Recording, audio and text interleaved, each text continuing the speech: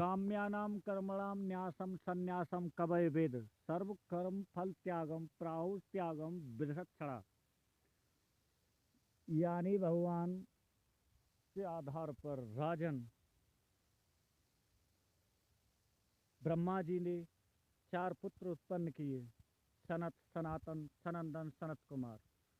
चारों पुत्रों से कहा तुम सृष्टि रचना करो। चारों पुत्रों ने मना कर दी कि नहीं, हमें केवल ईश्वर का भजन करना है, हमें माया से कोई मतलब नहीं पिता।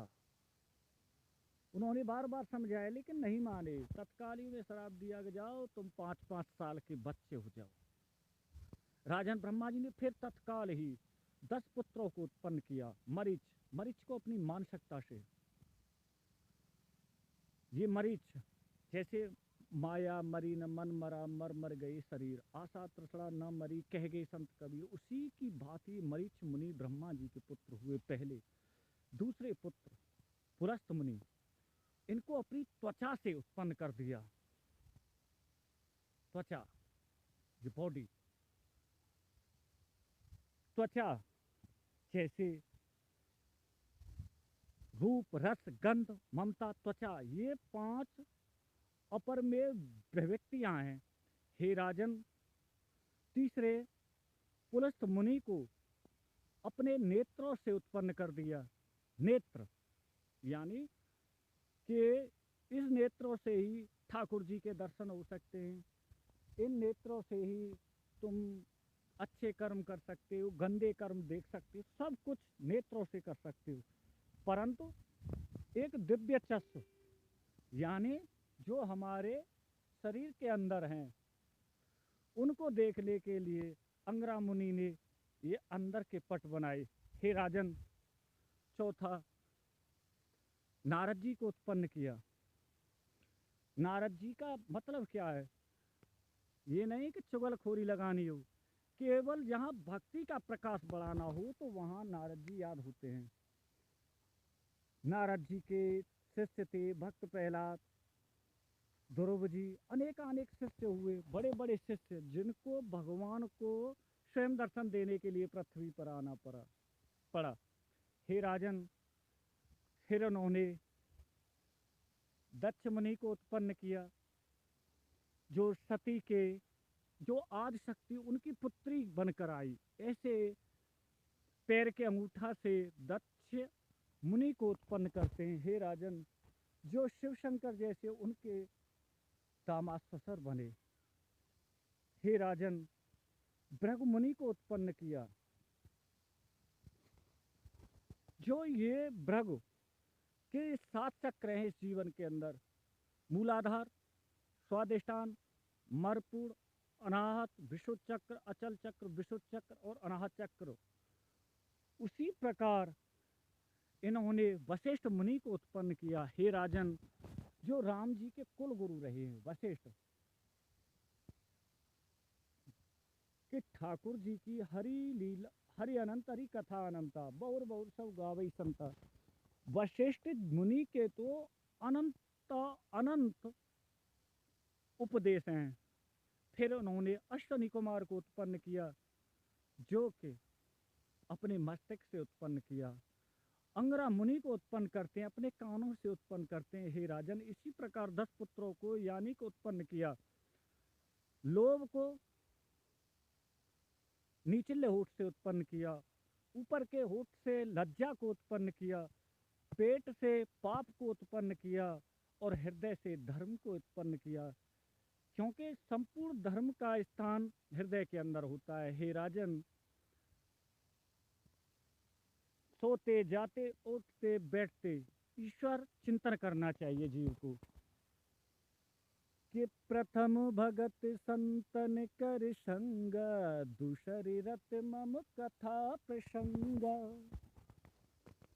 भगवान राम जी ने स्वयं, जो के शबरी जी हैं, उनको ज्ञान दिया 9 भक्तियों का।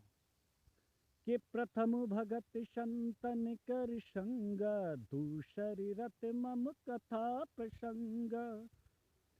यानी दूसरी भक्ति मेरी कथाओं का प्रसंग है। सार सार सब कहे थोते दे तोड़ाए, गुरु पर पंकज सेवा तीसरी भक्ति अमान। गुरु के तीसरी भक्ति अमान होती है। चौथी भगत मम गुण करई करई कपट तजगान। पंचम ज्ञान जो वेद प्रकाशा। छठदम शील बहुत निज कर्मा। सातम सब मोह में जग देखा। मोते संत अधिक कर लेखा। आठम जता लाभ संतोषा। देखे ही नहीं दूसरे पर दोषा। नव में जिनके एक हुई नार पुरुष सचराचर सोई। यानी सत्य का अनुभव स्वयं कर, दूसरे के अनुभव पर विश्वास मत करे। कोई गुरु यह कहे मैंने देखा और तू नहीं देख सकता तो उसे गुरु मत मान। जो गुरु यह कहे मैंने देखा, तू भी प्रयत्न कर, मैं तुझे दिखा सकता हूँ, उस पर विश्वास करना चाहिए। जैसे कि सोने के संदूक पर बैठकर, यानी सोने के संदूक पर बैठकर मनुष्य फिर भी भीख मांगता है, तब कोई सच्चा गुरु मिलता है तो उस सोने के संदूक को खोल कर दिखा देता है, वही आत्मज्ञान है। यानी ये माया बड़ी विचित्र है, ये जीव को हर समय निचोड़ती है, हर समय। जैसे काम, क्रोध, मद, लोभ, अहंकार, इन पांचों वस्तुओं को छोड़ने के बाद मनुष्य को वो अवगत होगा जो कभी न हो कि काम्यानाम, यानी कामना माने काम्य कर्मों का, कर्मणा माने कर्मों का, न्यासम माने न्यासम, संन्यासम माने कवय माने विद्वान जन। विद्वान जन कहते हैं कि संन्यासम महाभावो तत्व इच्छाम वेदतम च ऋषिकेश पृथक केश अनुसूदनम। यानी संन्यास ऐसा होना चाहिए कि संन्यासम, हे बलशाही बुझाओ वाले, महाभाव माने हे बलशाही बुझाओ वाले, तत्व माने मेरी बार बार इच्छा होती है कि त्याज्यम दोषवते, यानी कि त्याज्यम दोष वदित्य कर्म प्राहु मनीषण। त्याज्यम माने त्याजनीय, दोष माने दोष के समान, इत माने इस प्रकार, एक माने एक समूह के कर्म प्राहु कहते हैं। मनीषण माने महान चिंतक, यज्ञ माने यज्ञ, तप, दान, यज्ञ, तपस्या, कर्म माने कवि, त्याज्यम माने त्यागने, इत माने इस प्रकार अन्यते। विद्वान लोग कहते हैं कि यज्ञ, दान, तप, कर्म को कभी नहीं त्यागना चाहिए। हे राजन, कि ममे वांसो जीव लोके निश्रम श्रणो, निश्रम माने निश्चय को, श्रवण माने मैं, सुनो मेरे, तत्व माने वहां, त्यागे माने त्याग, भरतसत्तम माने भरत श्रेष्ठ। हे राजन, जो संत इस शरीर से यानी इन वस्त्रों से संत नहीं बनता, इसके लिए कि मन की तरंगे मार ले बस हो गया भजन, आदत बुरी समार ले बस हो गया भजन। ये मन बड़ा चंचल है, कैसे तेरा भजन करूं। त्यागो है प्रसवाग्रह सब कृतम, मतलब त्याग के द्वारा, त्याग, यज्ञ दान तप त्याज्यम कार्यवर्तम ततम, यज्ञो दान तप, तपेश्रम पाप व मनीषण। यानी यज्ञ दान तपस्या के कर्मों के परित्याग नहीं करने चाहिए, मतलब सत्य हो, तप हो, यज्ञ हो, दान हो, इसी को, इसका कभी परित्याग नहीं करना चाहिए। यानी कर्म प्रधान विश्व रस राखा, जो फल बोया वही फल चाखा। हमें ज्ञानी का साथ लेना चाहिए, चाहे वो ज्ञानी कैसा भी हो।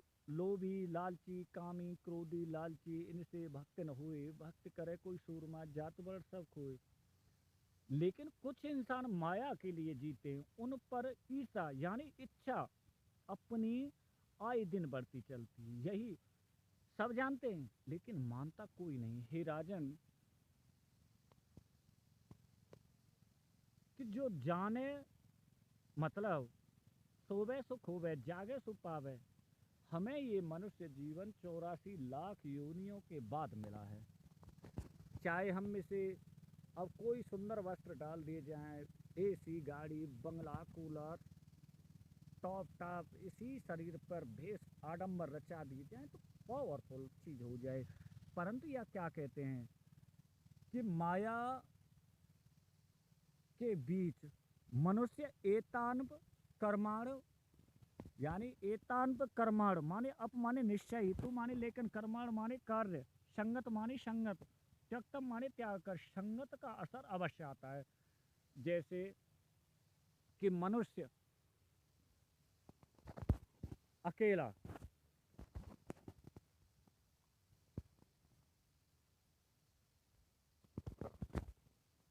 जहाँ मानव ज्ञान रुक जाता है, जैसे जहाँ मानव ज्ञान रुक जाता है वहाँ से शास्त्र पैदा हो जाते हैं। शास्त्र, सोचो, हमें ये मस्तिष्क दिया है, हमारी मन इच्छा है, मन की इच्छा कोई नहीं रोक सकता।